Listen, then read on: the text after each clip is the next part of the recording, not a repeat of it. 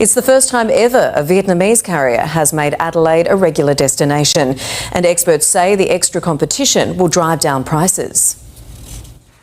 A smooth landing for our newest budget carrier.